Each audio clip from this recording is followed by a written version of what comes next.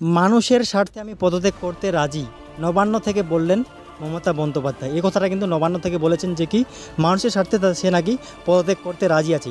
তো মমতা বন্দ্যোপাধ্যায়ের পদত্যাগ করা উচিত কি উচিত না অবশ্যই কিন্তু কমেন্ট করে বলবেন। আর অবশ্যই কিন্তু ভিডিওটা কন্টিনিউ দেখবে, এটা কিন্তু খুবই একটা ইনফরমেটিভ ভিডিও হতে চলেছে।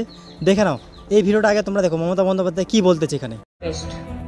এরপরে আশা করি জনগণ আমাকে ক্ষমা করবেন আমার এই কটি কথা বলার জন্য।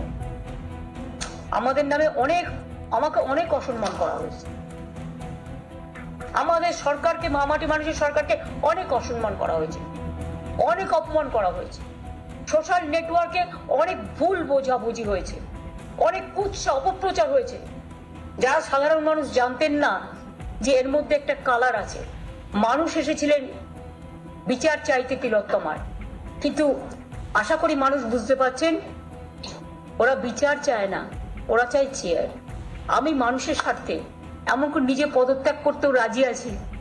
আমার মুখ্যমন্ত্রীর পদ চাই না, কিন্তু আমি চাই মানুষ বিচার পাক, তিলোত্তমা বিচার পাক, আর সাধারণ মানুষ চিকিৎসা পাক। আর তা না হলে কিন্তু আপনাদেরও যেমন আন্দোলন আছে, পরিবারগুলো যদি আমাদের কাছে কৈফিয়ত চাই, আমাদেরও তো কৈফিয়ত দিতে হবে। আমরা তার জন্য তৈরি থাকি। আরজিকর কাণ্ডে গোড়া থেকে তার পদত্যাগ দাবি তুলেছেন অনেকেই। জুনিয়র ডাক্তাররা যখন নবান্নের নিচে অপেক্ষমান, সেই নিয়ে এবার মুখ খুললেন মমতা বন্দ্যোপাধ্যায়। কি বললেন সে ব্যাপারে বলে দিচ্ছি। মানুষের স্বার্থে আমি পদত্যাগ করতে রাজি আছি, আমি পদ চাই না। মমতা জানিয়েছেন আন্দোলনের জন্ম তার, তাই জুনিয়র ডাক্তার বা অন্যদের আন্দোলন তিনি আটকাবেন না, তিনি মানবিকতায় বিশ্বাসী। মমতা এদিন বললেন, প্রথম দিন থেকেই চেষ্টা করছিল আমাকে অনেক অসম্মান করা হয়েছে, আমাদের সরকারকে অসম্মানের একদম শেষ পর্যায়ে নিয়ে যাওয়া হয়েছে। ঠিক আছে, সোশ্যাল মিডিয়ায় কুসংস্কার অপচর রয়েছে। মানুষ কলকাতায় এসেছিল আন্দোলনে, ওরা জানতো না যে এর মধ্যে রং রয়েছে। আশা করি মানুষ বুঝতে পেরেছে ওরা বিচার চায় না, ওরা চায় চেয়ার। আমি মানুষের স্বার্থে পদত্যাগ করতেও রাজি আছি। আমার মুখ্যমন্ত্রীর পদ চাই না, আমি চাই মানুষ যেন বিচার পায়। ঠিক আছে, আর সাধারণ মানুষ যেন চিকিৎসা পায়। এগুলাই কিন্তু মমতা বন্দ্যোপাধ্যায় বলেছিলেন। ঠিক আছে, তারপর কি বলা হচ্ছে, নবান্নের সাংবাদিক বৈঠকে রাজনীতিবিদ কাছে ক্ষমা চেয়ে মুখ্যমন্ত্রী নিজেও বিচারের দাবি জানিয়েছেন। বলছেন আমি পদত্যাগ করতে রাজি, মুখ্যমন্ত্রীর চেয়ার কিন্তু আমি চাই না। এ কথাটা কিন্তু মমতা বন্দ্যোপাধ্যায় সেদিন বলেছিলেন। বৃহস্পতিবার টানটান পরিস্থিতির মধ্যে ছিল নবান্ন। এদিন রাজ্য প্রশাসনের সঙ্গে আন্দোলনরত জুনিয়র চিকিৎসকদের বৈঠকের সম্ভাবনা তৈরি হতে শুরু করে দুপুর গড়াতেই তাদের প্রতিনিধি দল নিয়ে নবান্নের উদ্দেশ্যে বাসে করে রওনা হয় চিকিৎসকরা। ঠিক আছে, নবান্নের তরফে জানানো হয়েছে প্রতিনিধি দলের চিকিৎসকদের সংখ্যা 30-এর বেশি ছিল।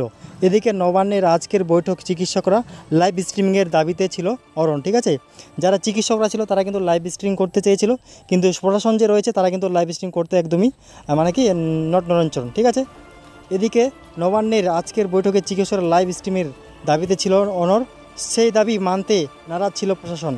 এই পূর্বে 2 ঘন্টার বেশি সময় ধরে চলার পর শেষমেশে মুখ্যমন্ত্রীর মুখ খুলে মমতা বন্দ্যোপাধ্যায় কী বলেছিলেন দেখে না। মমতা বন্দ্যোপাধ্যায় বলেন, নবান্নের গেট থেকেও যারা এলেন না তাদের আমি ক্ষমা করলাম, আমি সাধ্যমতো চেষ্টা করলাম। একসঙ্গেই তিনি বললেন পদত্যাগ করতে রাজি আছি, আমার মুখ্যমন্ত্রীর পদ চাই না।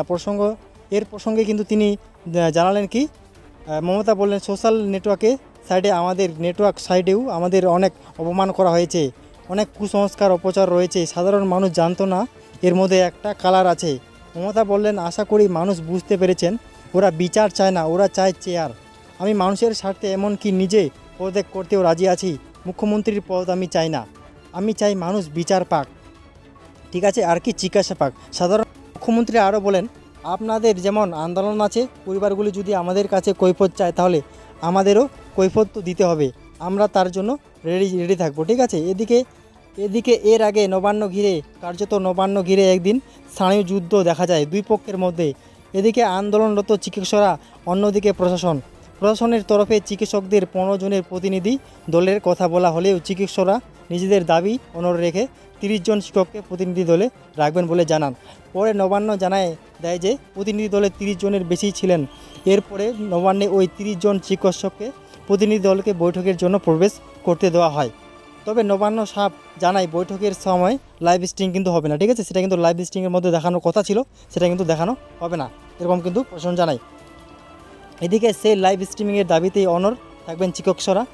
এরপর 2 ঘন্টার বেশি সময় মুখ্যমন্ত্রী অপেক্ষা করার পর তিনি নিজের বক্তব্য পেশ করেন। মমতা বলেন, নবান্নের গেটে থেকে যারা এলেন না তাদের আমি ক্ষমা করলাম, আমি সাধ্যমতো চেষ্টা করলাম।